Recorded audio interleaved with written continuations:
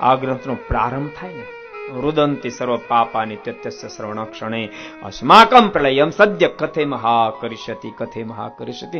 કથાનો પ્રારંભ થાય, તમામ પાપો રુદન કરવા લાગે, પાપોને રડાવે. ભક્તો યાદ રાખજો, આખી દુનિયાને પાપ રડાવે છે, પણ પાપને રડાવે એ કોઈની તાકાત હોય તો એ છે પરમાત્માના ચરિત્રોની, શ્રીમદ સત્સંગીઓની ગ્રંથની.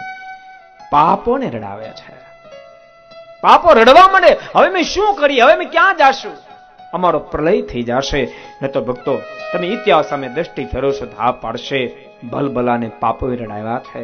પાપ જયારે પ્રારબ્ધ બની જાય અને પ્રારબ્ધ કર્મ ધીનોસ્તિ દેહો વૈ સર્વદેહીન પ્રાપ્યતે સુખમ દુઃખમ તદ્ધિ તસ્યાનુસારતઃ. પાપ જયારે પ્રારબ્ધ બને ત્યારે પ્રારબ્ધ ભોગવ્યા સિવાય છૂટક્યો નથી.